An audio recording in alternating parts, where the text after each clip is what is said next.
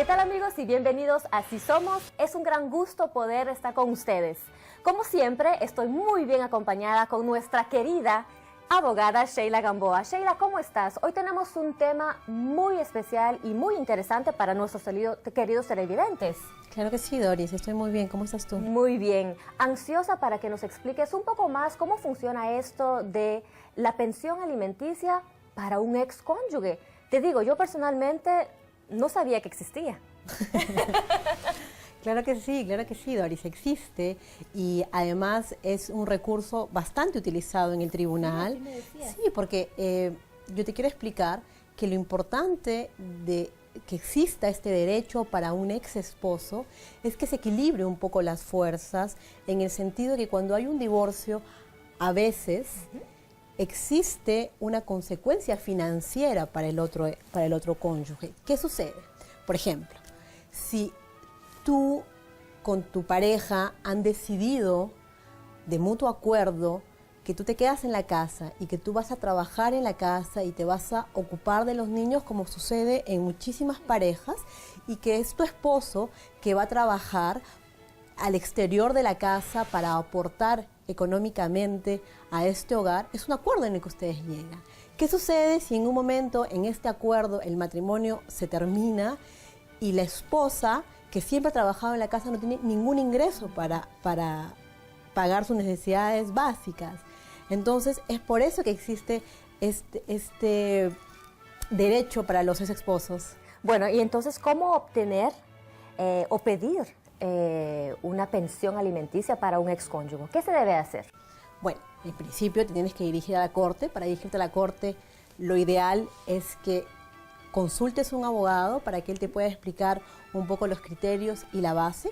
Pero como te digo, las condiciones principales que tiene que haber para que un ex esposo pueda pedir una pensión de alimentos al otro es equilibrar las consecuencias financieras que va a haber en este matrimonio. Por ejemplo, la madre que te ponía anteriormente como ejemplo, el tribunal va a decir, ok, ¿cuánto tiempo usted, señora, necesita para incorporarse al mercado de trabajo? Claro. Usted necesita volver a estudiar, necesita 1, 2, 3 años para volverse autónoma financieramente. Entonces, el juez le va a acordar una pensión para que durante este proceso ella pueda solventar sus necesidades básicas. O sea que es temporal, pero digamos, si una persona nunca en su vida ha trabajado, no tiene ni la remota idea de qué es ir a trabajar, porque siempre ha estado en la casa, ¿es posible que tenga una pensión, digamos, a vida en ese caso?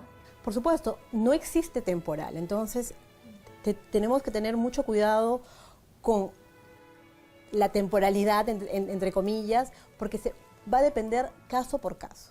Caso por caso, si es un matrimonio de 30 años y la señora en este momento tiene 60 años, probablemente la probabilidad de incorporarse al mercado de trabajo va a ser mínima y el juez le va a otorgar una pensión a largo plazo.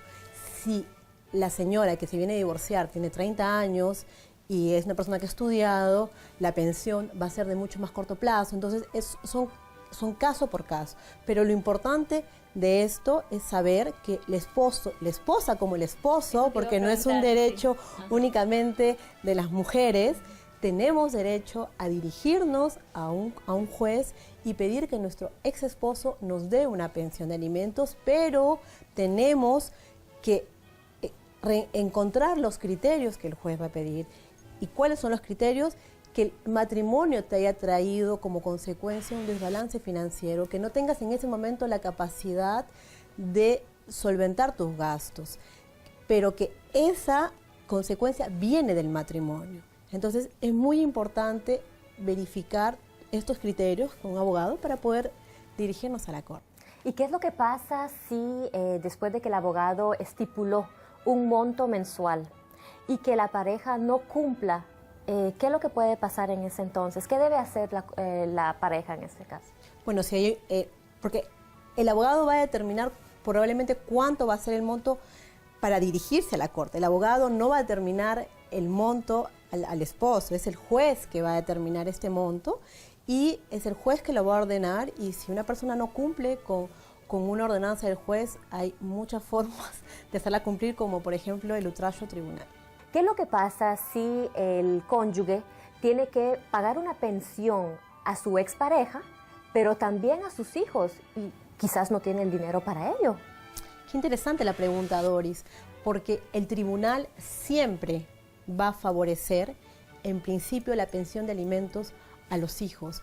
Puede existir que la esposa tenga el derecho de pedir una pensión de alimentos, pero lamentablemente si la capacidad económica del obligado no le da, el juez va a priorizar siempre la pensión alimenticia para los niños. Que tiene mucho sentido. Claro que sí. Bueno, queridos televidentes, esperamos que les haya gustado, que hayan aprendido cosas nuevas y cae bien este tema porque la semana próxima estaremos hablando de la anulación de la pensión alimenticia. Así es que tenemos una cita, cuídense mucho.